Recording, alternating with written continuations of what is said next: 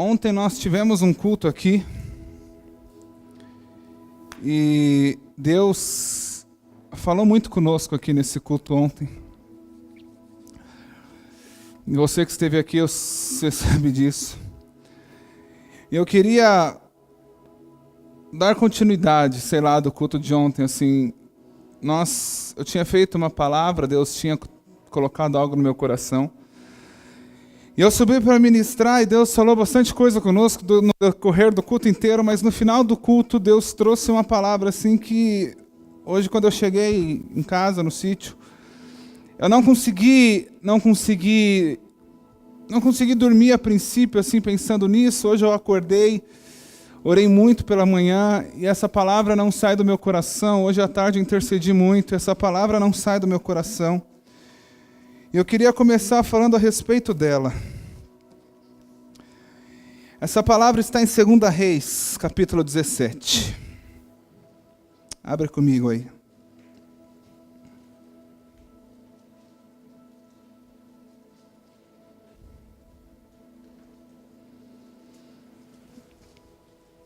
Essa palavra fala a respeito do reinado de Oséias. Eu não vou falar tudo o que eu disse ontem, eu vou destacar alguns pontos para a gente poder ir para o outro lado. E você que não esteve aqui ontem, eu te encorajo a procurar no YouTube, daqui da igreja, Igreja Corpus tem um canal no YouTube, e tem lá uma ministração. Chegando em casa hoje, amanhã, o quanto antes você puder assistir, assista, que vai dar continuidade no que você vai ouvir aqui. Tem também, está lá no Face, lá na minha página, procura lá que você vê. A gente filmou com celular, não foi nem com câmera certo, mas é algo que eu creio que há algum tempo eu venho buscando algo de Deus, e Deus começou a nos mostrar a saída para o nosso problema, e a saída para o nosso problema é isso. Reinado de Oséias em Israel. No ano 12 do reinado de Acaz de Judá, filho de Elá, se tornou rei de Israel e governou 9 anos em Samaria. Ele fez coisas erradas que não agradavam a Deus o Senhor, porém não tanto quanto os outros reis. O rei da Síria fez guerra contra ele. Oséias foi dominado pelo rei da Síria e lhe pagava um imposto todos os anos. Mas certo ano Oséias mandou um mensageiro a Só, rei do Egito, pedindo a sua ajuda, e parou de pagar imposto anual à Síria. Quando o rei soube dessa revolta, mandou prender Oséias e colocá-lo na prisão. E o interessante dessa palavra é que ontem nós ministramos sobre ela e Deus nos levou sobre toda a vida aqui de Oséias. E é um cara que a gente não costuma pregar muito, porque além de ser um rei do Antigo Testamento, é um rei do Reino do Norte, que não tem nem muita referência do que ele fez de bom ou de ruim, assim, é um reizinho sem vergonhinha aqui, assim. Foi um reizinho que passou quase em branco.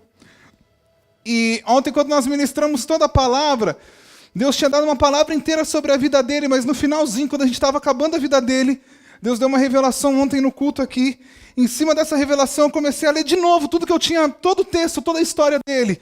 E quando você lê toda a história dele novamente, em cima do que Deus nos disse ontem aqui, tudo começa a fazer um sentido diferente, tudo começa a abrir para um outro lado, e Deus começa a falar um pouco mais profundo conosco, dando continuidade no que nós começamos ontem. Quando a gente olha para a história de Oséias, nós vemos que ele começou a reinar. E quando ele começou a reinar, ele já começou fazendo coisas erradas, que não agradava a Deus, o Senhor. E quando a gente olha para toda essa linhagem de Israel, eu não vou explicar, ontem eu expliquei tudo isso, mas quando a gente olha para a linhagem de Israel, desse reino, a gente vê que todos os reis que vieram antes deles não fizeram coisas boas, mas todos os reis foram fundamentados praticamente no mesmo pecado. Pelo menos um pecado era comum de todos esses reis. E esse pecado comum de todos esses reis era, sim, a idolatria. E se não bastasse ser só a idolatria, o pecado comum entre todos esses reis que reinaram no lado norte, nesse povo que já havia sido levado cativo, se não bastasse a idolatria nessa galera, eles ainda continuavam errando, e em nenhum momento parou para se atentar e falar o que Deus espera da minha vida. Eles foram levando, eles foram errando, e cara, a idolatria deles era praticamente em cima de um mesmo Deus. A idolatria deles era fundamentada praticamente em cima de Baal. Todos os reis do Reino do Norte estavam inclinados a Baal. Semana passada a gente falou um pouco de Baal aqui. Eu já ministrei bastante tocando em Baal, falando de Baal. E Deus nos trouxe um discernimento muito louco do que é Baal. Nós precisamos entender que esses caras, você só vê Baal a começar a aparecer na Bíblia, começar a ter uma idolatria a Baal mais forte dentro de Israel. O período que começa isso é justamente quando o Reino do Norte é dividido e quando esses caras não estão mais servindo a Deus, mas estão servindo a Baal, e eles deixam de servir a Deus. Passou Davi, passou Salomão, quando tem a rachadura do reino ali em Roboão, eles começam a se inclinar a Baal, e daí para frente todos se inclinam ao mesmo Deus. E quando eu fui ver o que quer dizer esse Baal, quando eu estava ontem ministrando, Deus trouxe muito isso, me abriu os olhos para isso. A história de Baal diz que é um deus dos povos cananeus. Então ele era um deus daquele povo que já habitava naquela terra. Ele era um deus daquele povo que já morava ali antes deles tomarem posse. Quando eles tomam posse, eles tomaram posse com Josué, e começa o período de juízo, e vem os reis todos, e de uma certa forma eles conseguem mais ou menos que se manter no caminho ali. Com Saul foi meio atrapalhado, mas foi. Com Davi já foi bem melhor, foi. Com Salomão deu umas atrapalhadas, mas construiu o templo. Eles estavam em Deus, também não foi lá essas coisas, mas foi. Só que quando o reino racha, eles são rápidos a se inclinar a Baal. E a cultura, a história diz que Baal nada mais é do que o filho de um grande Deus, criador de tudo.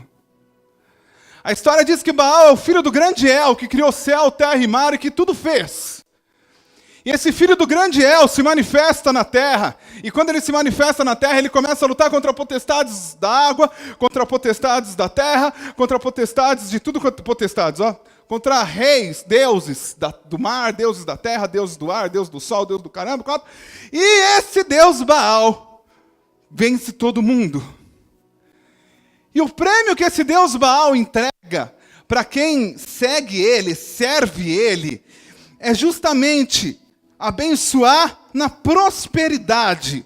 Deus Baal diz respeito a uma fertilidade nas suas colheitas.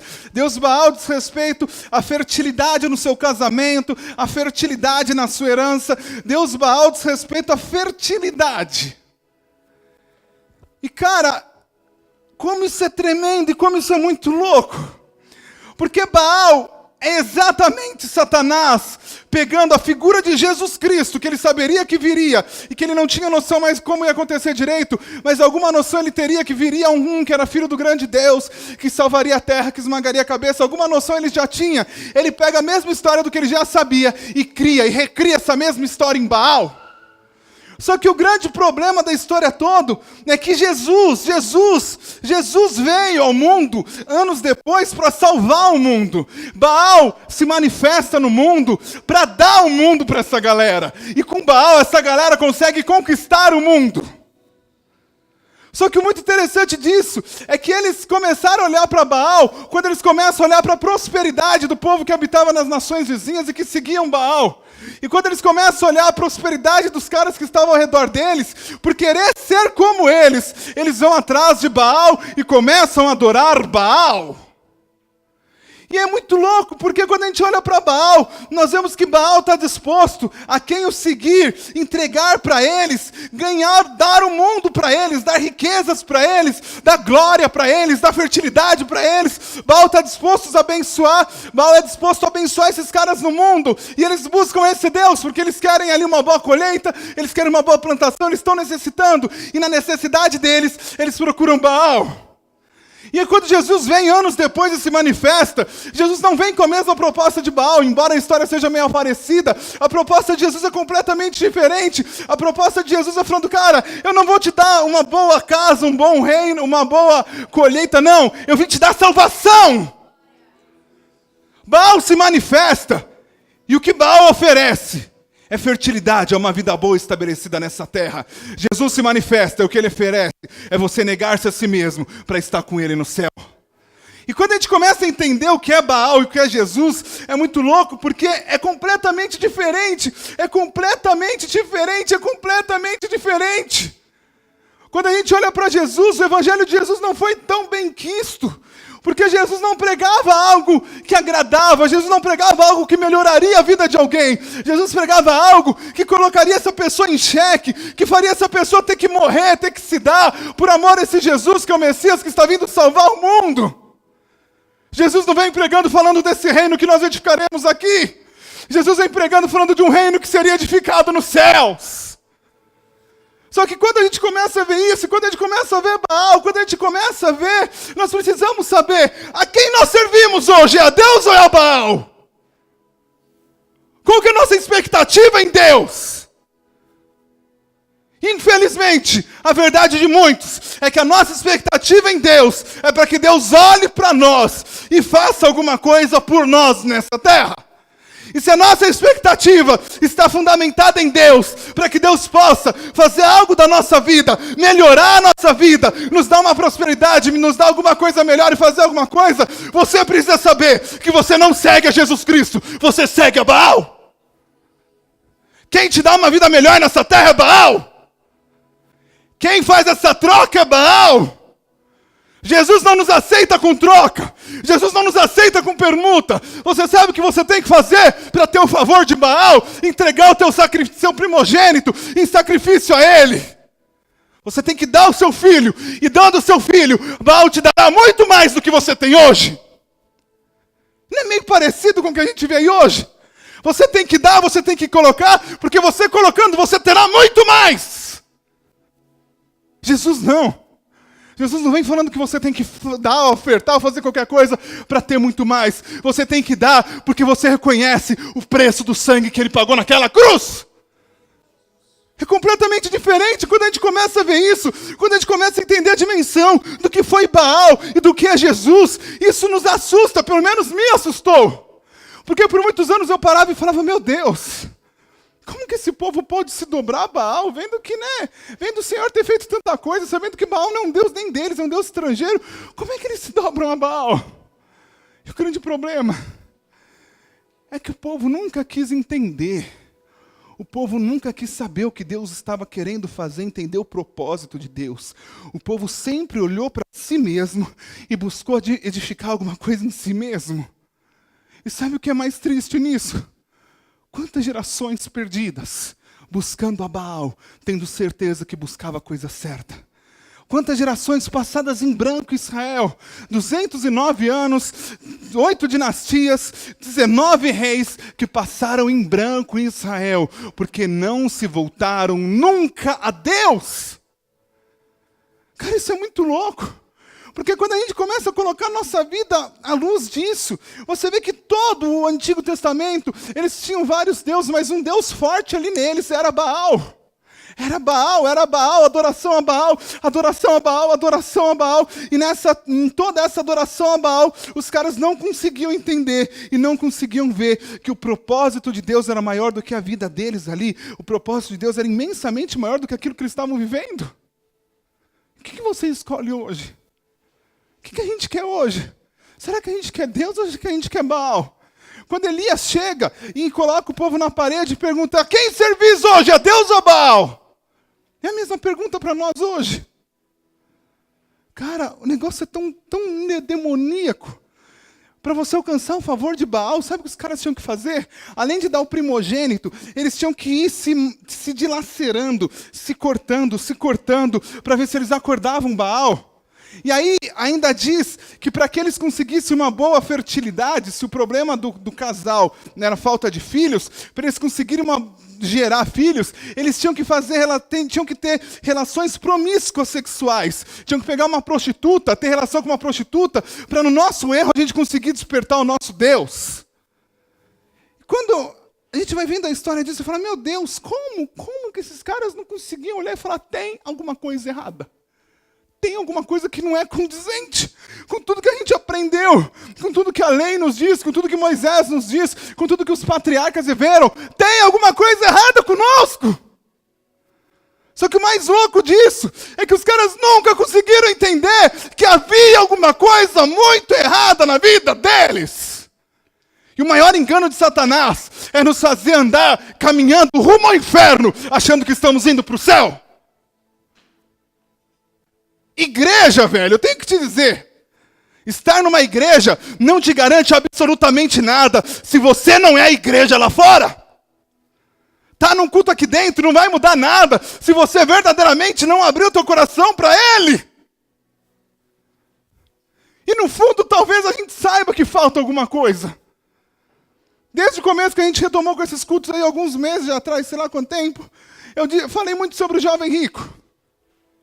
Quando você vê que o jovem rico chega até Jesus, e quando você vê o jovem rico chegando em Jesus e falando, Jesus, o que me falta? É que na verdade, ele sabia que faltava alguma coisa. Ele sabia que ele fazia, ele sabia que ele era o cara, ele guardava, ele era chefe em sinagoga, ele ensinava a lei, ele já fazia, acontecia. Mas no fundo ele sabia que alguma coisa ainda faltava para ele. No fundo ele sabia que não estava tudo certo, que ele precisava de alguma coisa a mais para chegar a Deus. Mas mesmo sabendo disso, mesmo chegando perante o próprio Jesus e perguntando, Jesus, o que me falta? E Jesus respondendo para ele, ele consegue virar as costas e crer mais na sua própria justiça do que crer no Evangelho de Cristo. Uma coisa que eu tenho que te falar, a gente tem feito várias coisas aqui, a gente tem nosso grupo de jovens aqui da igreja, a gente tem a nossa turma que mora comigo fixo lá no sítio, a gente tem uma turma que vem de fora, quase que mês sim, mês não, a gente está recebendo gente de tudo quanto é lugar aí que a gente nunca viu, a gente está à frente de um monte de coisa, a gente vai ministrar em um monte de igreja por aí, e eu tenho estado atormentado com algo. Eu não quero mais pregar por pregar. Eu quero pregar e ter certeza que tudo que eu tinha que falar para você, você ouviu. E que se você não atentar, você não atentou porque você não quis. Eu falei algum tempo aqui atrás, que existe uma seita muito grande crescendo perto de onde nós moramos. Perto de onde nós temos a nossa base ali, os caras estão crescendo, estão entrando no meio das famílias mais carentes, estão pegando essas famílias, dando condição, estão pegando as crianças, levando para morar lá dentro. Um negócio demoníaco está acontecendo ali.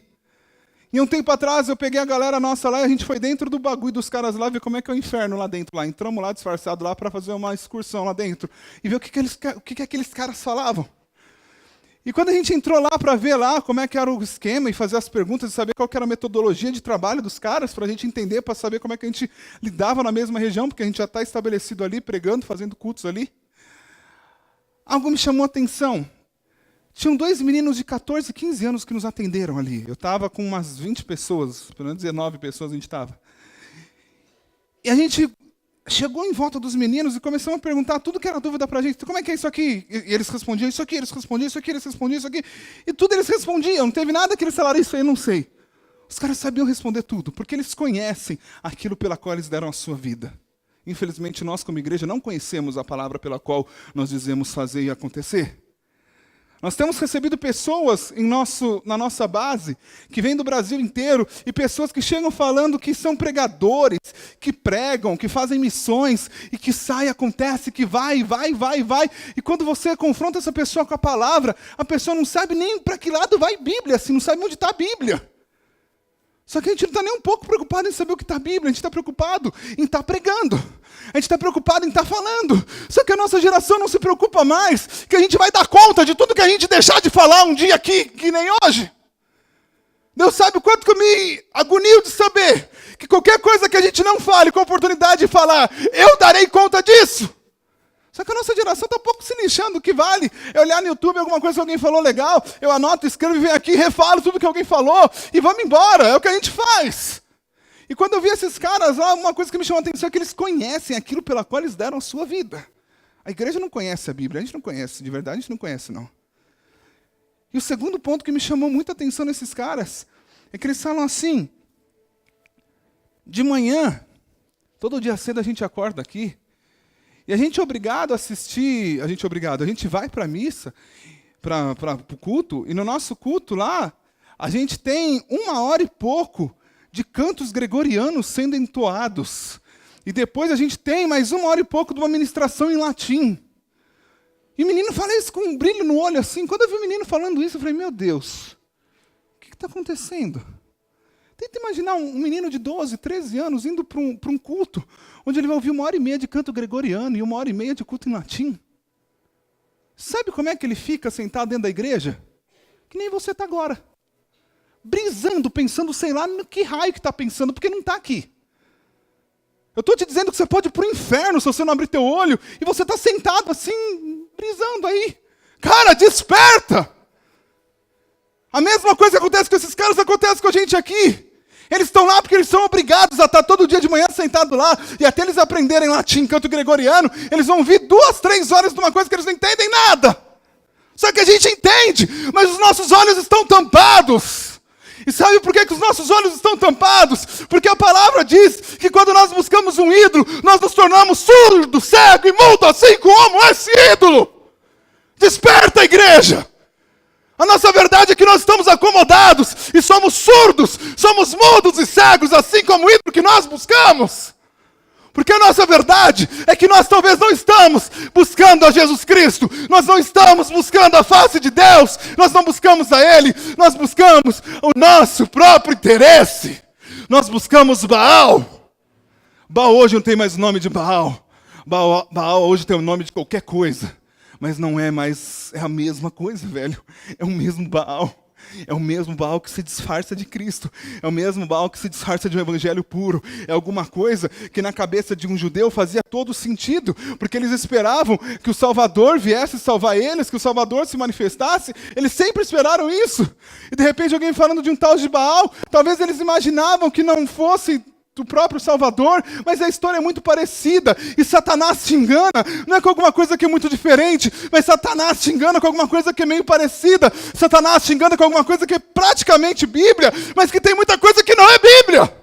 E sabe por que a gente aceita alguma coisa que não é Evangelho? Porque o Evangelho que a gente está acostumado a ouvir hoje é um Evangelho que vai massagear, vai satisfazer o nosso ego, a nossa vontade, e aonde nós achamos que vamos parar desse jeito? Por que a Bíblia não é mais vivida de uma forma concreta e da forma que tem que ser na nossa vida? Por que na nossa vida nós ouvimos uma palavra, levantamos e falamos, então, beleza, eu ouvi a palavra hoje, eu vou para casa, e a gente continua vivendo da mesma forma, sem se preocupar e sem ter certeza que estamos no caminho certo? A nossa verdade hoje é que a gente deveria chorar antes de passar daquela porta para fora. Ah, mas é tarde, eu trabalho amanhã, todo mundo tem alguma coisa para fazer. Eu tenho marmita para entregar hoje, eu tenho que voltar para o sítio com mais 30 pessoas, o nosso carro quebrou, tem um monte de problema. Mas deixa o problema para lá agora. O meu problema agora é ter certeza que Deus me aceita. O meu problema agora é ter certeza que eu não estou vivendo o evangelho que tem se expandido no meio das igrejas, o evangelho que tem se expandido pelo meio de tudo. A gente falou aqui de Oséias semana passada e nós lemos, Deus falando para Oséias passar para o povo, falando, olha, o que eu dei para vocês, a cevada, o vinho, a colheita, tudo que eu dei para vocês e vocês foram oferecer a oferta disso para Baal. Vocês foram oferecer a oferta disso para Baal. Foi Deus que deu e vocês não entregam para Baal. O grande problema de Baal é que Baal nos faz ver o mundo. O Baal nos faz alicerçar uma vida terrena. Jesus Cristo não nos chamou para viver uma vida normal. Entenda. Quando o próprio Evangelho diz aqui, quer ver? Eu vou ler, porque se falar vai ter nem que nem a Bíblia conhece, vai pensar que estou inventando texto. Vou ler.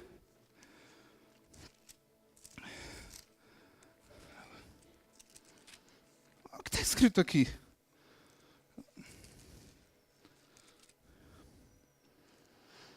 Não pensem, Jesus falando, Mateus 10:34, não pensem que eu vim trazer paz ao mundo. Eu não vim trazer paz ao mundo. Eu vim trazer espada ao mundo. Eu vim para pôr filhos contra pais e pais contra filhos e noras contra sogras. E assim os piores inimigos de uma pessoa serão seus próprios parentes. Quem ama o seu pai ou sua mãe mais do que ama a mim, não merece ser meu seguidor. Quem ama o seu filho ou sua filha mais do que a mim, não merece ser meu seguidor. Não serve para ser meu seguidor. Quem não estiver pronto para morrer como eu vou morrer e me acompanhar, quem procura os seus próprios interesses, nunca terá a vida verdadeira. Mas quem esquece a si mesmo por minha causa, esse sim é meu seguidor e terá a vida verdadeira. Encaixa isso na tua vida. O que a gente menos quer, eu não estou incentivando não, mas o que a gente menos quer é ter conflitos na família. Jesus está falando, eu vim trazer paz, o maior inimigo de alguém vai ser a própria família. E o que a gente faz? Tentar sempre passar a mão e deixar tudo certo e fazer paz com todo mundo e baratear o nosso posicionamento em Deus e tentar fazer porque a gente quer ter paz. A nossa verdade é que a gente, sei lá como que pensa, que o negócio é nessa terra. Essa terra não é para ter paz. Essa paz não é para ter sossego. Essa paz é para Deus quebrantar o nosso caráter. Baal te dá a colheita de graça. Jesus Cristo te dá a oportunidade de alcançar a salvação. Como que é a oportunidade, pastor? Se você deixar ele gerar no teu coração um caráter parecido com o dele. Mas será que a gente quer? Não quer. Porque se deixar ser trabalhado por Cristo, vai contra toda a nossa lógica, vai colocar a gente em encrenca, vai colocar a gente não sei o quê, não vai ter mais meu interesse, vai ser tudo voltado para Ele, porque toda a glória é dEle, porque tudo é para Ele. Entenda que a gente tem que parar e rever o nosso conceito de tudo, o nosso conceito de vida, o nosso conceito de evangelho, o que você espera de Deus. Quantos profetas levantavam para chegar no povo e falar, não, Baal não, esquece Baal. E o povo via o profeta e falava, é um louco gritando, é um cara que não tem nada a ver, vamos continuar seguindo, porque o coração já estava entenebrecido. E do mesmo jeito que a Bíblia fala que quando a gente adora um ídolo, a gente fica cego, a gente fica mudo, a gente fica surdo. A minha oração é para que essa noite Deus abra os teus ouvidos, pelo menos essa noite, para que você consiga ouvir o que você tem que ouvir. E ouvindo isso, a gente pare de colocar culpa na nossa não santificação, na nossa não busca, e no diabo, velho. O diabo é culpado de muita coisa, mas a nossa falta de posicionamento e de vergonha na cara diante de Deus é muito mais culpada que isso. Aonde está? Aonde que a gente vive isso aqui? Quem ama seu pai e sua mãe não merece. Quem ama mais seu pai e sua mãe do que a mim não merece ser meu seguidor. Quem ama mais os seus filhos não merece ser meu seguidor. O que a gente ama mais? Pelo que você se entrega mais? Pelo que você se dá? Você se dá pelo que é interessante para você, não é por Deus. Deus virou um mero acessório na nossa vida. Deus virou um mero chaveiro na nossa vida. Que quando o negócio aperta, a gente passa a mão na lâmpada lá e quer resolução. Que a gente passa a nossa vida inteira dentro da igreja com medo de inferno. Que a gente faz, para que a hora que a gente precise, a gente possa chegar diante dele e falar, pai, estou aqui. Deus não é Senhor da nossa vida. Deus não é Senhor da nossa vida. Baal é praticamente Jesus para esses caras. É muito disfarçado, é muito parecido o princípio. Só que o final que muda tudo. Jesus prega uma vida que não é essa terra. Jesus prega uma vida que é pós-terra. Baal prega uma vida nessa terra. Jesus não nos chama para edificar reino. Jesus nos chama para viver o reino dele lá. Não é aqui. O negócio de Deus não é aqui. O propósito de Deus não é nessa terra. O propósito de Deus com você é na eternidade. Só que a gente não entende isso. Porque é difícil viver isso. Deus é santo, velho. Deus é santo. E essa tarde eu estava orando e falando, cara, como Deus é Deus, né? Falando, mano, sabe por que Deus não pode nos aceitar de qualquer jeito? Porque Ele é santo. Eu até fui pegar o dicionário e falar, o que é santo? E quando eu estava mexendo no dicionário para achar, eu fechei o dicionário e falei, eu não preciso saber o que é santo pelo dicionário. Santo é Deus. Essa é a melhor definição de santidade. Estou pouco me lixando com o que alguém escreveu lá que é santo. Santo é meu Deus. E por Ele ser santo, Ele não pode compactuar e nos aceitar de qualquer forma. Porque se Ele nos aceita de qualquer forma, Ele passa a não ser mais santo. Você entende isso? Deus não é contra o pecado, Deus não é contra aquilo que tem em nós, porque Ele é carrasco, não. Deus é contra isso porque Ele é santo. E para Ele continuar sendo santo, Ele não pode se misturar. Se Deus aceitar, Deus perde a santidade. Se Deus aceitar, Deus passa a ser não mais santo. A gente tem a plena consciência que o que vale para a gente é um dia ter aceitado Jesus. E sabe qual que é a maior verdade que a gente não entende? Que aceitar Jesus é a coisa mais fácil do mundo. O problema é ter certeza se Jesus nos aceitou. Aceitar Jesus é fácil, a gente vai fazer um apelo agora, você vai vir aqui repetir. Se é crente, aceitou Jesus, ok, você aceitou. Mas será que Ele vai te aceitar a partir de agora? Naquele momento aceitou, se foi com verdade Ele te aceitou. Mas o resto da tua vida vai determinar se você vai ser aceito ou não por Ele. Será que a gente para se perguntar, será que eu sou aceito por Cristo? Ou será que a gente aceita e se acomoda falando, beleza, tá tudo certo, eu estou na igreja? Não! Desperta, desperta! Será que Cristo aceita a tua vida? Pelo que você tem lutado? pelo que você tem feito, quais são os frutos que você tem dado. Cara, está passando a nossa vida. Está passando a nossa vida, a gente está acomodado, tendo certeza que está tudo certo, tendo certeza que aquilo que a gente faz, qualquer besteira que a gente faça dentro da igreja, qualquer tocar bateria, tocar baixo, pregar, qualquer coisa que a gente faça, cantar, qualquer coisa, a gente acha que é o que Deus tem que aceitar. Será que a gente está no lugar certo que Deus tem para nós? Eu sei que não é uma palavra legal ouvir, eu sei que você não vai sair daqui feliz, nem quero que saia. Mas eu quero que você saia daqui mais crente hoje. Cara, para de querer ouvir o que vai saciar o teu ego. Ouça o que vai te levar ao céu. Ouça o que vai gerar salvação na tua vida. Chega de ser conivente com o erro. Chega de aceitar o erro. Até quando a gente vai lá e falar, eu sei que não é tão certo assim, mas são bonzinho, coitado. Para, velho. A gente vai para o inferno junto. Se você é conivente com o erro, você escolhe o erro. Chega, mano, chega. Não dá mais para um pelão pecar. Ou estamos em Deus, ou não estamos em Deus. Ou é Deus ou é Baal. Ou é Jesus ou é Baal. Chega de se enganar. Não dá mais para se enganar. Não dá mais para achar que está tudo certo. Não dá mais para achar que está tudo resolvido. Quem ama o seu filho ou sua filha mais do que ama a mim, não merece ser meu seguidor. Não merece. Seguir a Cristo é na base do merecimento. Ele te aceita como você está, pastor. Ele me aceita. Ele fala, vinde como estás. Vem como está. Mas a partir do momento que chegou, você não vai continuar como está. Você tem que mudar. A gente aprende a jogar uma capa de religiosidade. A gente aprende a jogar uma capa de qualquer coisa sobre nós e continuar andando. E acha que está tudo certo. Sabe um dos maiores exemplos que eu vejo na nossa geração, e que você vai... Calma. Um dos maiores exemplos que a gente vê na nossa geração do que é Baal hoje. Eu tenho contado isso em muitos lugares. Talvez contei isso aqui algumas semanas atrás, não lembro, acho que eu contei. Quando eu fazia faculdade de rádio e TV. Eu e o Gabriel. E aí tinha um carinha que estudava comigo, que ele trabalhava e via todo o sistema de uma das maiores emissoras do Brasil. Ele prestava serviço, enfim, trabalhava meio que lá. E ele via tudo o que acontecia. E quando eu comecei a faculdade, esse cara era desviado, estava desviado. Eu cheguei nele e falei, mano, e aí? Tá, e começamos a trocar uma ideia. Ele voltou para a igreja dele lá, e voltou para Jesus, glória a Deus. E um dia, essa pessoa chegou em mim e falou assim, olha, como é que a gente olha?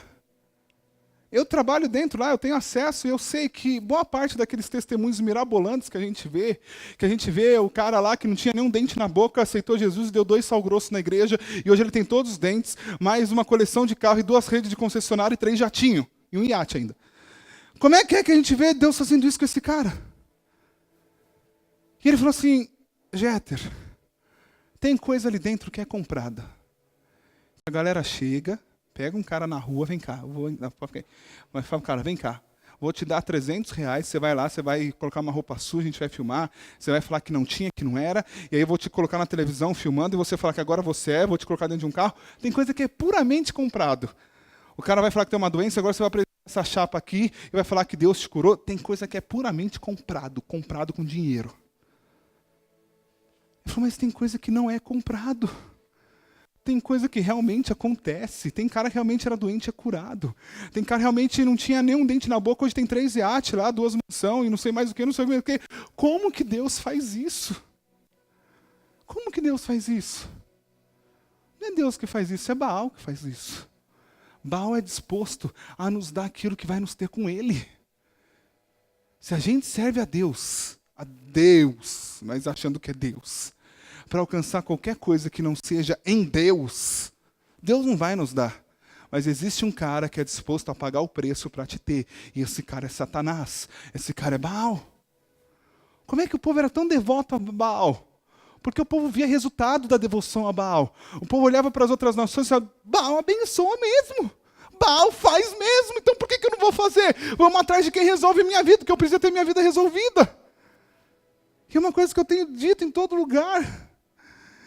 Quando a gente aceita Jesus, a primeira coisa tinha que ser assim, cara, Jesus pagou um preço por você.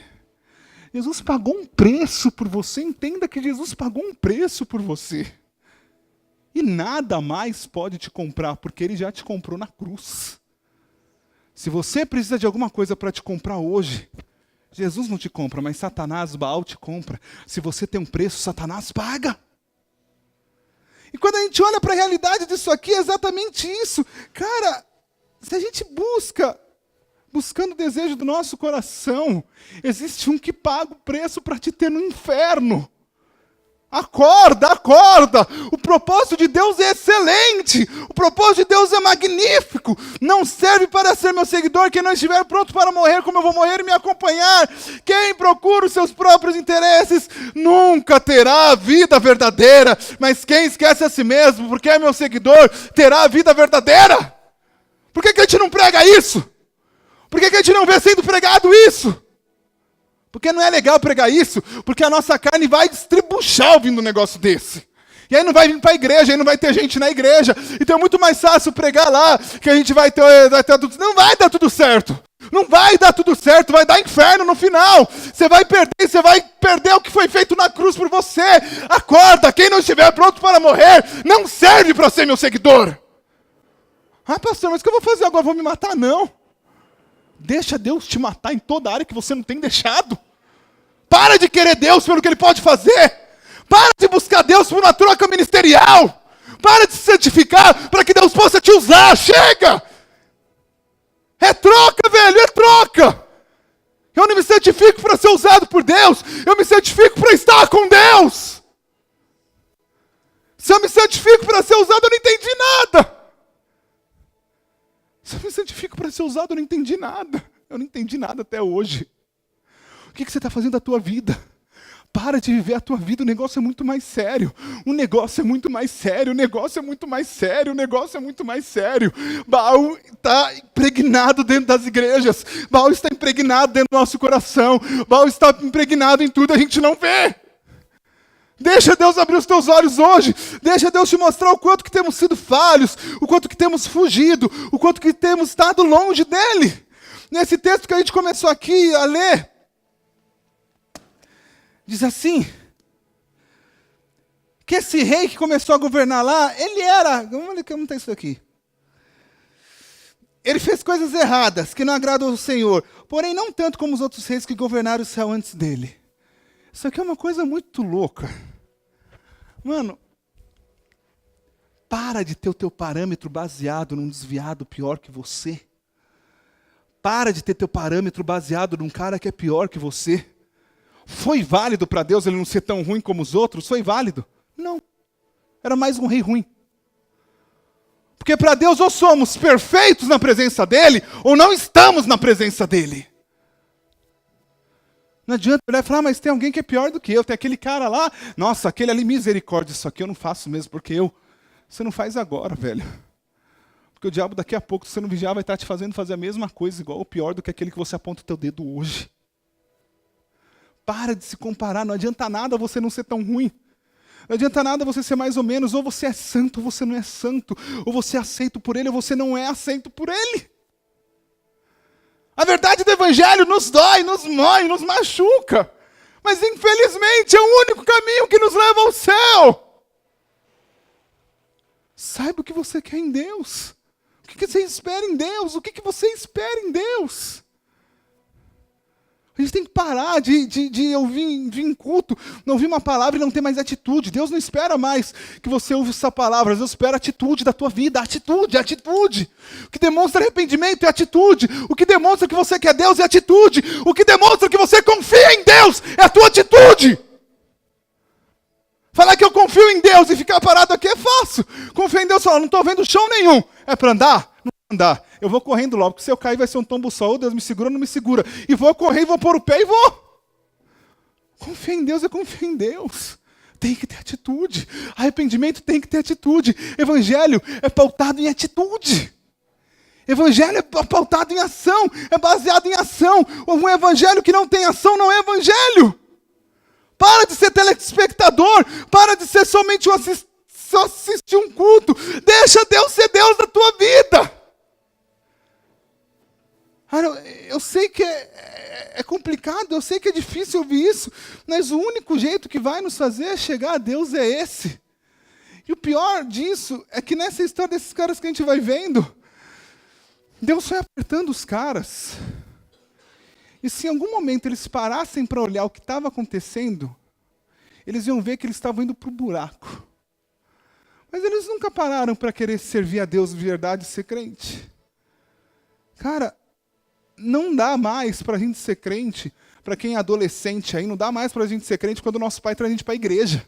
Não dá mais para a gente ser crente quando alguém puxa teu cabelo para a igreja. É você com Deus, velho, é a tua posição em Deus. Chega de ser arrastado. Chega de estar aqui por medo. Chega de estar aqui porque... Não! Assuma a tua posição em Deus. Você que está assistindo isso é casado. Você é o sacerdote da tua casa. Você tem que levar a tua casa. Chega, velho. Chega, cada um tem seu papel. A gente se acomoda, o diabo inverte o papel todo. Cara, o sacerdote da casa é quem leva a casa a adoração a Deus. O sacerdote da casa é quem puxa. A mulher edifica o seu lar. Os filhos servem. Existe todo um sistema estabelecido na Bíblia. E a gente inverte toda essa bagaça. Deus procura aqueles que queiram ter comunhão com Ele. Deus procura aqueles que o adoram em espírito e em verdade. Você imagina que nesse momento, os olhos de Deus estão olhando para esse lugar e falando, cara, aonde que eu vou achar um coração? Cara, onde que eu vou achar um coração? Não seja mais uma palavra, pelo amor de Deus. Que isso não seja mais uma palavra, mas que esse seja o dia que você aceite a Jesus. Não querendo aceitar Jesus, mas esse seja o dia que você se levante e fala, Jesus, me aceita. Jesus, me aceita, me aceita, me aceita. Eu quero ser aceito por ti. Eu estou cansado de viver sem ter certeza da aprovação do Senhor na minha vida. Quando a gente olha a situação de Oséias, Oséias começou a ser cercado. Oséias começou a ser todas as nações em volta cercando. Em momento algum ele parou para ver que era Deus que estava fazendo isso com ele. Na vida de um crente, velho, não existe acaso. Na vida de um crente não existe a situação econômica do país. Na vida de um crente não existe isso. Se Deus quiser te prosperar, Deus te prospera em meio à maior crise que poder estar tendo nesse país. Se Deus quiser te honrar, Deus te honra. Se Deus quiser fazer, Deus faz. Não é país, não é situação econômica, não é nada que rege a nossa vida. Quem rege a nossa vida e quem dirige é Deus. Oséias viu todo o cerco começando a pegar fogo e começa a olhar para o natural. Os reis estão me cercando, vou tomar, vou perder o rei, né? Começa a ir para o natural, para de ir para o natural. O teu negócio é com Deus. O teu negócio é com Deus, entenda isso. E aí Oséias vê assiste outro culto lá que a gente fala melhor sobre isso. Eu quero destacar só um versículo aqui. Versículo 14 do capítulo 17 de 2 Reis. Mas os israelitas do reino do norte não quiseram obedecer, foram teimosos como seus antepassados que não confiaram no Senhor, o Deus deles. Eles não quiseram obedecer os seus ensinamentos e não guardaram a aliança que ele tinha feito com o antepassado, desprezavam o aviso de Deus, adoraram ídolos sem valor e desse modo eles mesmos ficaram sem valor. Se o evangelho que a gente segue, por mais que pareça ser crente, pareça ser uma igreja, mas é baseado em Baal, a gente está seguindo um ídolo. E se você segue um ídolo sem valor, você não tem valor para Deus. Isso é muito sério, velho. Isso é muito sério, sim, é muito sério. Isso aqui dava para a gente falar 20 cultos sobre isso aqui. Se o que baseia a nossa vida é seguir o nosso próprio coração, você não tem valor para Deus. A tua vida não tem valor para Deus porque você se torna igual ao ídolo. E se a gente não tem valor para Deus, tudo que a gente oferta, tudo que a gente faz, tudo que a gente... não inventa nada porque não tem valor. Deus não quer a tua oferta. Deus não precisa da tua oferta. Deus não quer teu tempo. Deus não precisa do teu tempo. Aproveita bem para dormir. Deus não quer nada do que você tem. Deus quer todo o teu coração na presença dEle. Deus quer toda a tua vida. Não é uma área ou outra. Deus quer tudo. O próprio Oséias, quando fala de Baal, ele vem falando na profecia dele, falando, olha, a galera uma hora adora Deus, uma hora adora Baal. Uma hora adora Deus, uma hora adora Baal. Quem esses caras adoram? É Deus ou é Baal? Não é nenhum dos dois. Se Baal pode fazer, eu vou atrás de Baal e vou lá rasgar meu corpo, dar meu filho, eu vou fazer. Se Deus quiser fazer também, eu vou dar uma ovelhinha lá e ver se dá certo. Não é adoração a Baal, na verdade. Toda a verdade é que a gente adora é o nosso próprio desejo, é o nosso próprio coração. E aí é mais fácil seguir Baal, porque Deus não vai fazer mesmo, quem vai fazer é Baal. Então a gente maqueia Baal de Deus e vai atrás de Baal. O que rege a tua vida, a tua maior idolatria, é em cima da tua própria vontade, do teu próprio querer. Chega desse evangelho que Deus está aqui para fazer, para te... Não, velho, Deus está aqui para te salvar. Deus está aqui para gerar um caráter dele na tua vida. Porque de qualquer jeito você não vai entrar no céu, de qualquer jeito você não sobe. Ele é santo! Ele não vai levar um cara que ele prosperou para o céu. Ele vai levar um cara que ele trabalhou no caráter desse cara para o céu. Sabe, é muito mais fácil o evangelho colorido, onde a gente acredita na promessa, na restituição, em tudo. Não é isso, não é isso, não é isso. O evangelho do próprio Jesus Cristo é falando, olha, aquele que não quiser morrer, aquele que quiser, se não quiser, não serve para mim. Não tem valor para mim. Pode ter valor para o mundo, mas não tem valor para mim. E esses caras que não têm valor para o mundo, mas têm valor para Deus, a gente vê muito claro esses caras falando em Hebreus, são caras que não são dignos do mundo, Hebreus 11. Você já viu quando fala assim, na galeria dos heróis da fé, lá acaba falando, então, existiam homens que não eram dignos do mundo, porque o valor desses caras não estava no mundo, o valor desses caras estava em Deus. Cara, é muito diferente. E aí quando a gente olha para Oséias, o reinado do norte, está acontecendo isso. Quando a gente olha do outro lado, o reinado do sul, eu tenho certeza que se eu perguntasse aqui o que é reino do norte e do sul, 80% não sabe. Porque a gente não conhece Bíblia, mano. A gente não conhece Bíblia. A gente está 50 anos na igreja e não conhece Bíblia. Se eu te perguntasse como ser próspero, como ter dinheiro, como fazer, você ia levantar e saber fazer. Como conseguir um casamento debaixo do querer de Deus, você ia levantar. Mas como? O que é reino do norte e reino do sul? A gente não conhece. Sabe como você vai ter revelação da palavra? Se você conhece essa palavra. Cara, para de ficar viajando. Vai ler a Bíblia, vai conhecer a Bíblia. Posso te contar uma coisa minha? Eu há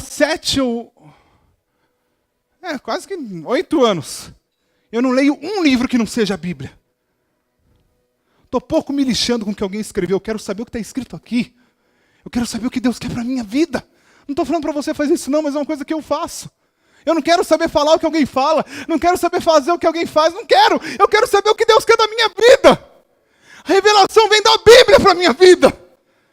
Não quero saber o que alguém fez. Eu quero saber o que Deus quer da minha vida.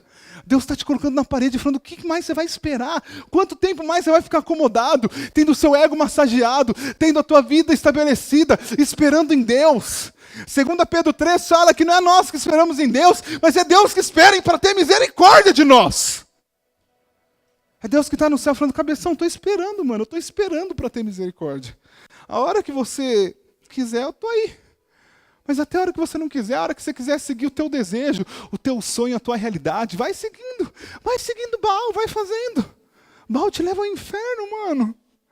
Sabe qual que é a coisa mais louca? É que a obstinação é uma coisa impressionante. Lembra de Elias? Elias faz o que faz. Elias faz o que faz. O que adiantou Elias ter feito o que fez? Encarou todos os profetas. Os caras se mataram. Elias orou, encharcou o boi lá. E Deus manda fogo e consome. E o que aconteceu? Nada.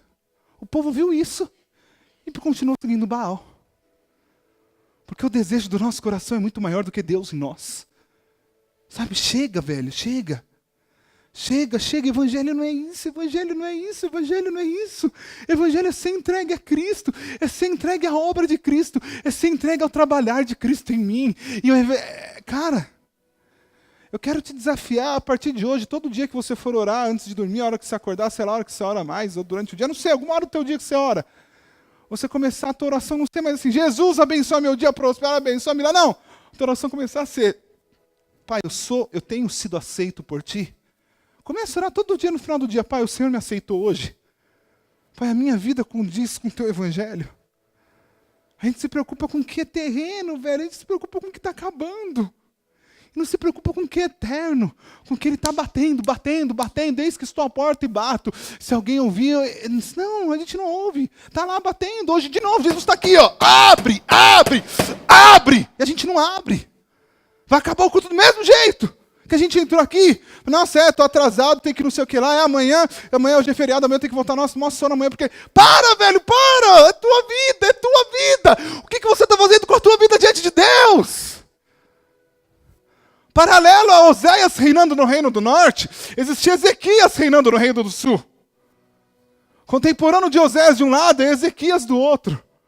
Quando Ezequias assume o reinado, sabe o que está acontecendo? O povo vem de um período de idolatria, assim como estava acontecendo no reino do norte.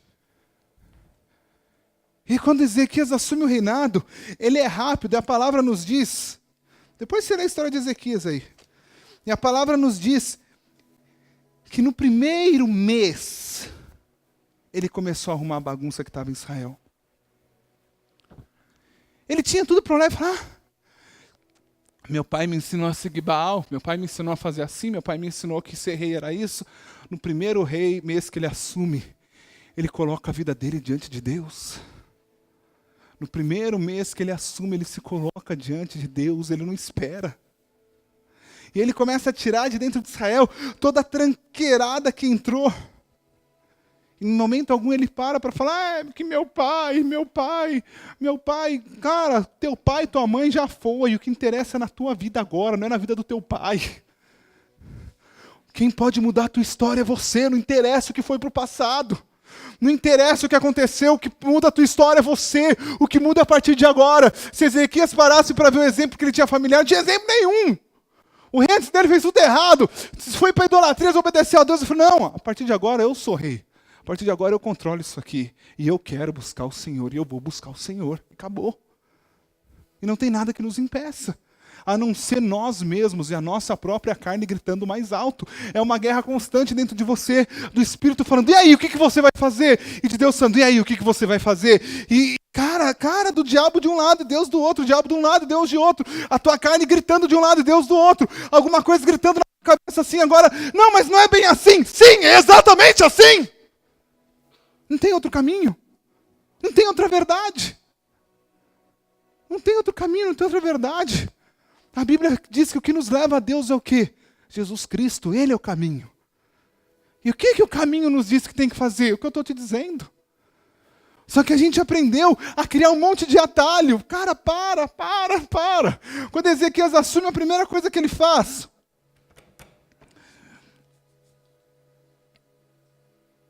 foi reparar as portas do templo. De um lado está lá Oséias tentando fazer aliança com o Egito, cabeção. De outro lado está Ezequias reparando as portas do templo. E Oséias podia muito bem ter olhado para lá e ter falado, olha lá o que Ezequias está fazendo. Não olha para o exemplo bom, vai olhar para a tranqueira do ruim. Vou olhar porque é mais interessante para você. Evangelho não tem nada a ver com o que interessa para você. Evangelho tem a ver com o estabelecimento do reino de Deus em você. Com a tua carne morrer, com você ser morto. Deus quer te matar. Deus quer te matar. Só que Deus não vai te matar se você não se entregar. No Antigo Testamento, é uma ovelhinha que você pega lá e coloca diante de Deus. No Novo Testamento, você é o sacrifício vivo diante dele. Mas sabe como é que era no Antigo Testamento? A ovelhinha só era morta quando se colocava na presença lá, pegava a ovelhinha, colocava para o sacerdote, deitava ela em cima do altar, aí o sacerdote vinha e sacrificava.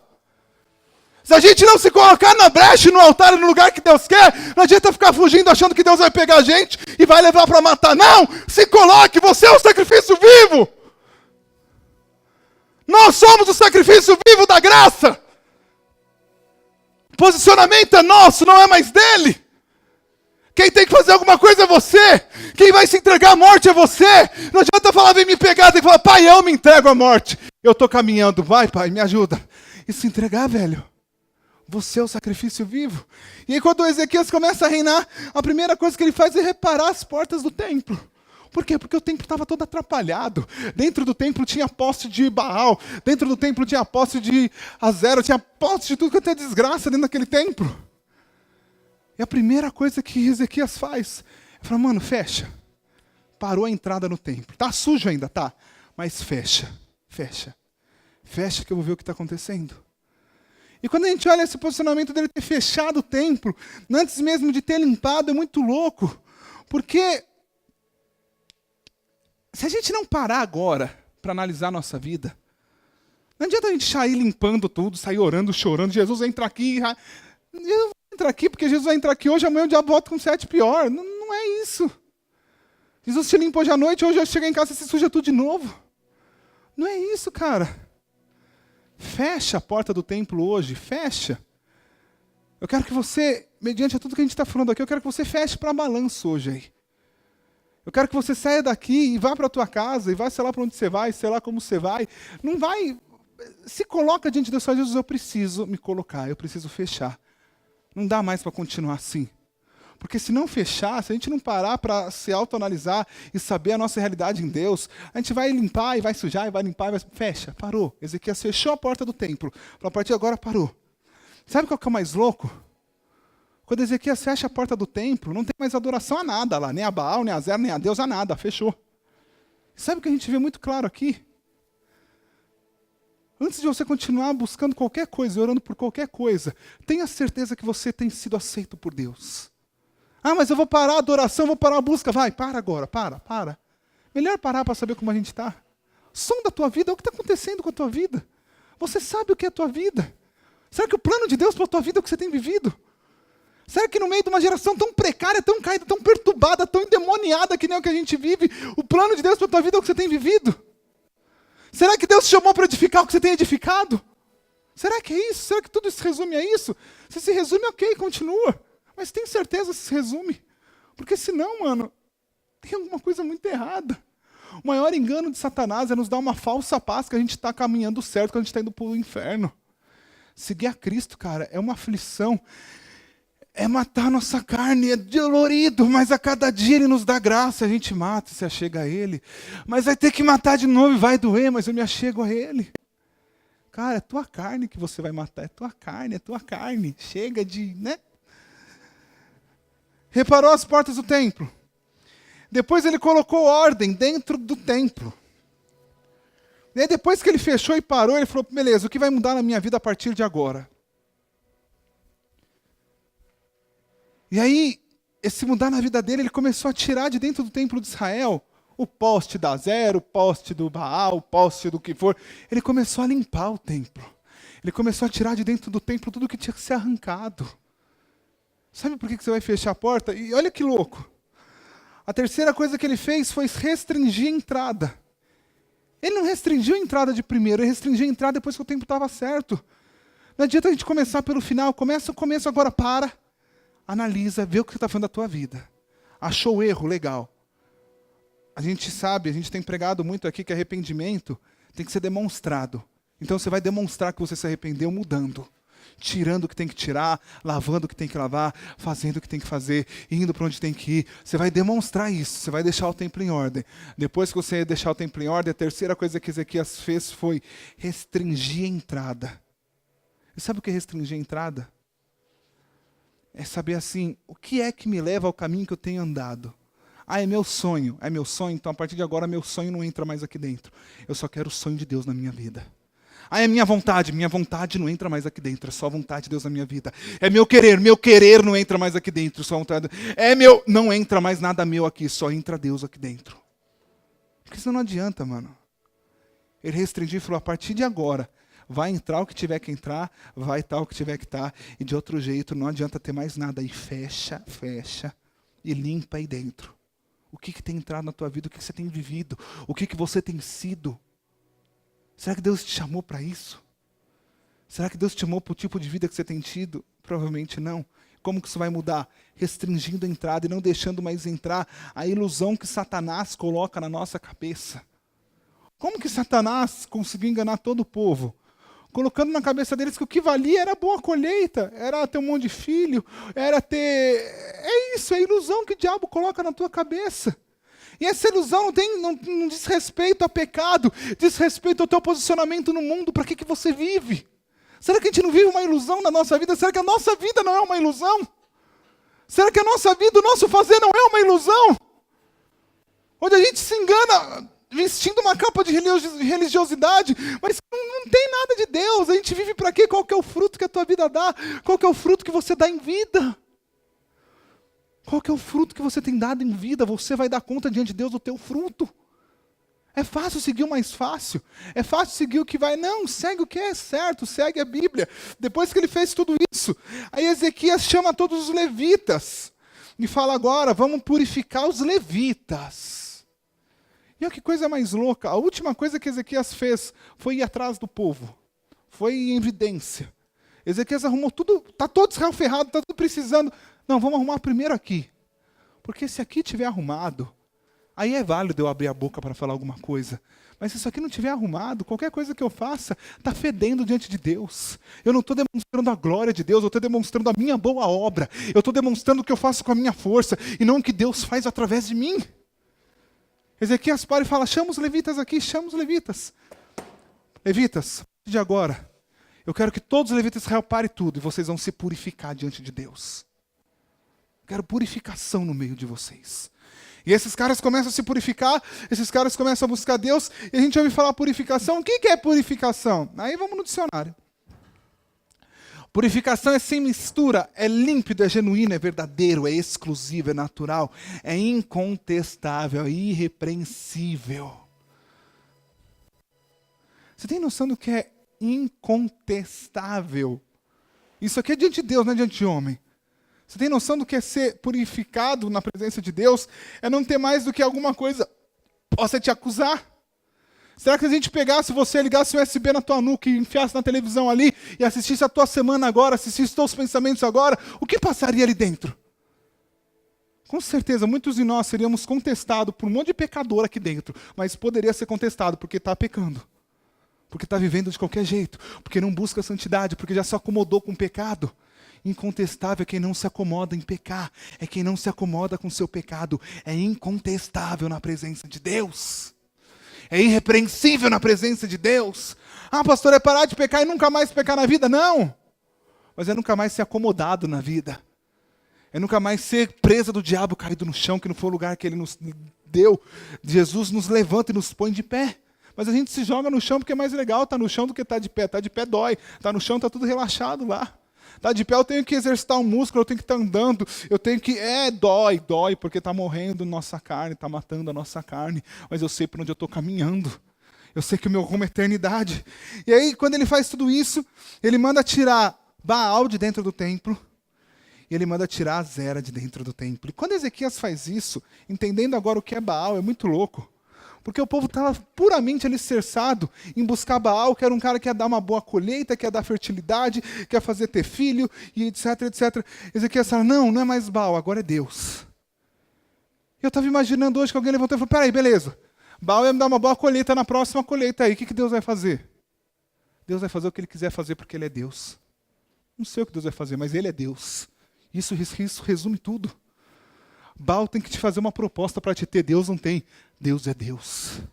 Deus é Deus. A soberania de Deus é Deus. Eu não busco a Deus pelo que Ele faz, eu busco a Deus pelo que Ele é. Eu não busco a Deus pelo que Ele pode mudar, eu busco a Deus pelo que Ele já fez em mim. E Ele faz o que Ele quiser fazer. Deus é Deus. Imagina o tanto de gente contestando, falando, peraí, mas Baal... Para, velho, a gente serve a Deus. E eu confio em Deus. O que vai ser de mim está nas mãos de Deus. Acabou. Imagina o quanto que foi difícil ele fazer isso, mas ele fez. Aí ele tira os postes de Baal, o povo já deve ter ficado louco da vida, tira os postes de Azera. E sabe o que significa Baal? Olha que coisa mais maluca. Por que eles quiseram Baal? Porque eles viam Baal nas outras nações, eles viam Baal no mundo, e Baal é nada mais do que você não entender que você é crente e não é que nem o mundo. Baal não é nada mais que você entender que você não foi gerado, que você não cresceu para ganhar o mundo, você cresceu para conquistar o céu. Se a gente não entende isso, a gente vai ficar olhando para o mundo e querer seguir a Jesus e ganhar o mundo. Você não foi chamado para ganhar o mundo, você foi chamado para conquistar o céu. Você foi chamado para a eternidade. Você não foi chamado para ganhar o mundo, você foi chamado para ser um pescador de almas. Você foi chamado para ganhar vidas.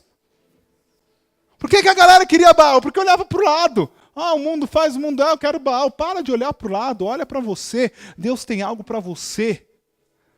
Não olha para ninguém. Deus tem algo para você, específico para você. Deixa Ele ser Deus na tua vida. Ele só vai poder fazer a partir do momento que a gente abrir e falar, Pai, entra. Pai, eu me coloco como sacrifício vivo aqui. Vem, pega, mata, vai, me ajuda. Coloca, velho, passa por cima. Passa por cima e para de olhar para os outros.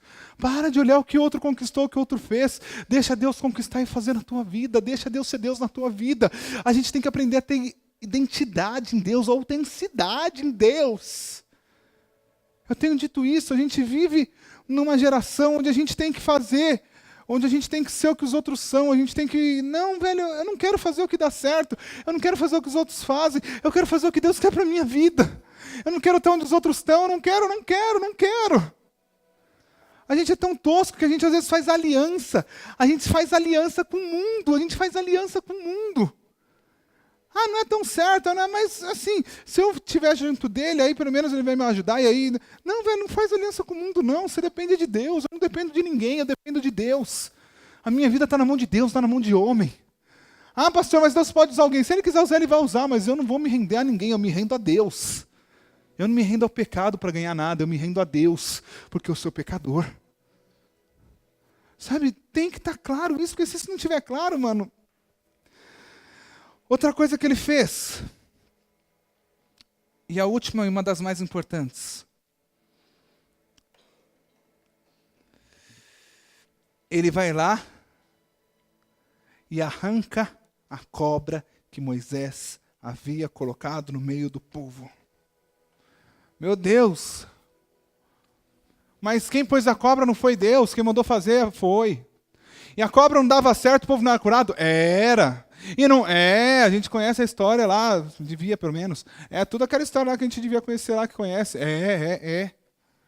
Mas, mano, entende uma coisa? Primeira coisa é que tudo que Deus fez na tua vida, que subir acima de Deus, Deus vai ter que arrancar.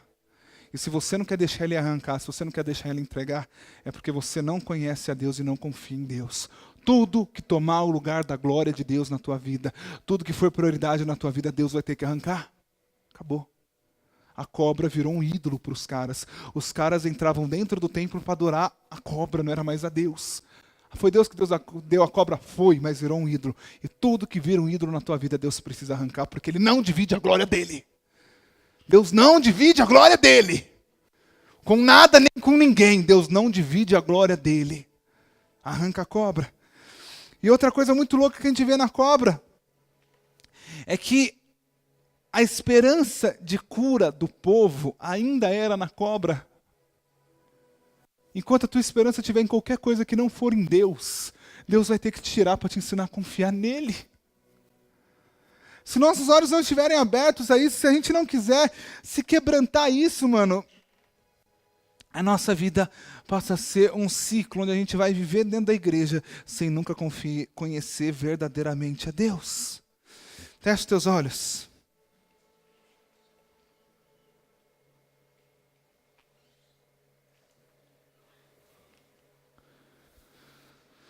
Você não está aqui essa noite para sair daqui feliz. Você está aqui essa noite para se fechar para a balança e ver o que você está fazendo com a tua vida. Ver se o Jesus que pregaram para a gente não era Baal. Ver se o Jesus que anunciaram para a gente, na verdade, não era outra coisa, que a gente achou que era Jesus e não era Jesus. As palavras de Jesus são palavras de vida eterna. Não é de vida, é de vida eterna.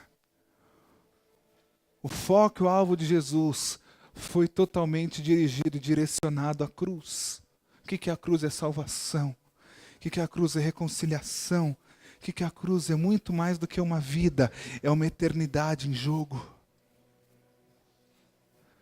Se nós não nos deixarmos ser quebrados e trabalhados por Deus, a gente vai levantar daqui essa noite, vai sair daqui exatamente da mesma forma que nós entramos. E fazendo isso, mano, a gente está negando a Cristo. Você não nega mais a Cristo com a tua boca, você nega a Cristo com as tuas ações. Você nega a Cristo com aquilo que você é conivente. Ah, mas esse evangelho é duro. Meu, não existe um evangelho que não seja duro. O evangelho é duro. E o que não é duro não é evangelho, é Baal. O que massageia teu ego é Baal. O que te dá uma esperança de vida terrena é Baal. Jesus Cristo não veio dar uma esperança de vida terrena, ele veio dar uma esperança de vida eterna. E todos os caras que entenderam isso não tiveram uma vida muito boa, mas tiveram garantida a vida eterna com ele. Sabe, quando a gente entende verdadeiramente a Cristo, a gente vê que a nossa vida não faz mais sentido se não for se entregar completamente a Ele. Não faz mais sentido se não for se dar completamente a Ele. Pelo que você luta, pelo que você soa, pelo que você se entrega. Pelo que você faz. Pelo que você faz, qual é teu medo? Qual é teu medo de estar no lugar certo? Qual é teu medo de estar no lugar que Deus te espera? Se ainda tem medo é porque a gente não confia em Deus. É porque a nossa carne ainda grita mais alto. Pelo que você faz, pelo que você acorda, pelo que você se dá, pelo que você luta. Anos e mais anos vão passando e a gente é acomodado com a nossa vida, fazendo o que a gente bem quer e usando Deus quando a gente precisa. E aquilo que Deus contava com a nossa vida está passando.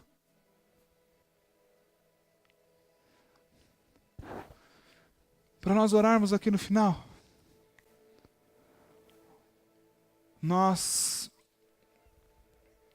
tem um dos grandes mártires da igreja, um dos pais da igreja, um dos principais pais da igreja, que quando ele é pego, ele é levado ao julgamento dele por ele ser cristão, ele é condenado a morrer no Coliseu, no meio dos leões. E aí, quando ele é condenado a morrer no Coliseu, no meio de leões, a última frase da vida desse cara foi assim: como um trigo tem que ser debulhado para virar pão, eu serei debulhado nos dentes dos leões agora, para ser um puro pão na presença do Senhor. E ele entrou andando sozinho. Sabe, como é que um cara chega numa coisa dessa? A gente cantou agora, só quero ver você. O que você faz para ver ele? Será que a gente quer ver ele para quê? Porque a gente quer ser preenchido pela glória dele? Ou será que a gente quer ver ele para chegar nele e falar, então, é que eu preciso de alguma coisa. É que eu quero falar para todo mundo que eu vi o Senhor. O que a gente quer? Por que a gente quer Deus? Um outro grande pai da igreja escreve dizendo, olha, nossos pés não sentem mais as correntes quando o nosso coração e a nossa mente está no céu. Sabe, é outra dimensão de evangelho. É uma dimensão que a gente não conhece porque a nossa carne não gosta dela. A tua carne não vai gostar de ser crente. A tua carne não vai gostar de evangelho. A tua carne não vai gostar de vir para a igreja, ouvir paulada, ouvir uma palavra que vai ser mais dura. A tua carne não vai gostar. A tua carne vai seguir por um caminho mais fácil, que beneficia ela. Mas o que você vai escolher? Quem vai vencer dentro de você? A tua carne ou o Espírito Santo? Quem vai vencer hoje na tua vida? A vida que você tem vivido? Ou a vida que Deus quer te fazer começar a viver? Quem vence aí dentro? A quem você escolhe? A Deus ou a Baal? A Deus ou a Baal? Escolhei hoje quem servir, se é Deus ou se é Baal. Jesus, venha sobre nós, Pai. Jesus, nós precisamos de Ti, Pai. Jesus, nós precisamos de Ti, Pai. Nós precisamos de Ti, Pai. Continue com os teus olhos fechados para a gente acabar. Sabe uma outra coisa muito louca que a gente vê na história aqui? Cadê o pastor Tiago? Tá por ali, né? Tá ali. O pastor Tiago estava dando aula essa semana aí, semanas para trás, não sei nem que semana que foi, no sítio. Acho que foi semana retrasada, foi antes de começar o choque. E ele estava falando sobre a posição dos filhos mais velhos dentro de casa. Por que aqueles que recebiam a bênção? E se a gente não conhece a história, a gente fala, porque Deus gosta do filho mais velho, porque ele é privilegiado de receber a bênção. O filho mais velho não recebia só a bênção ali do pai. O filho mais velho era encarregado de cuidar do pai para o resto da vida. Quando o pai ficasse velho, não tinha aposentadoria. Quem ia cuidar desse pai era o filho mais velho. Ok? O que Baal pede para o povo? Que eles entreguem quem em sacrifício? Primogênito. Porque entregando o primogênito, eles não têm aposentadoria no futuro, lá, o seguro de vida, porque quem ia cuidar do primogênito? Eles entregaram. Confiando o quê? Que Baal ia cuidar deles, que Baal ia fazer o sei lá que eles confiavam. Mas Baal não faz. E quando a gente traz toda essa historinha para o contexto de hoje, sabe o que está acontecendo hoje? Sabe o que o diabo quer fazer? Acabar com a nossa geração. Porque se o diabo acabar com a nossa geração nos fazendo vendidos a Baal, a próxima geração, se Jesus não voltar, não conhecerá mais o que é evangelho. E cada vez mais a palavra vai ficando escassa. Porque a primogenitura da igreja está sendo destruída. Aquele que era para guardar a verdade, guardar a essência, guardar o genitor, morreu, foi entregue. E agora como foi entregue, agora como foi dado, quem vai? Não vai. Acaba morrendo por ali. E a próxima geração é mais corrupta ainda. Só que a próxima geração, ainda sendo mais corrupta ainda, sem saber nada, vai entregar de novo a Baal, porque é o que eles aprenderam. E aí a próxima é mais corrupta ainda. E a gente é fruto disso, de uma geração mais corrupta que a outra, que foi nascendo, que foi crescendo, e que foi se tornando cristão, mas que não foi mais conhecendo a essência e a verdade dessa palavra. Aquele que quiser vir após mim, negue-se a si mesmo. Jesus não te obriga, mas fala, se você quiser ser meu seguidor, se você quiser, vem. Se não quiser, não precisa vir não. Ele não te obriga não. Se não quiser, levanta e vai embora. Mas se você quiser, venha após mim. Pai, eu peço a Ti, Pai. Venha sobre nós agora, Pai. Jesus, venha sobre nós agora, Pai. Nós precisamos do Senhor, Pai. Jesus, nós precisamos...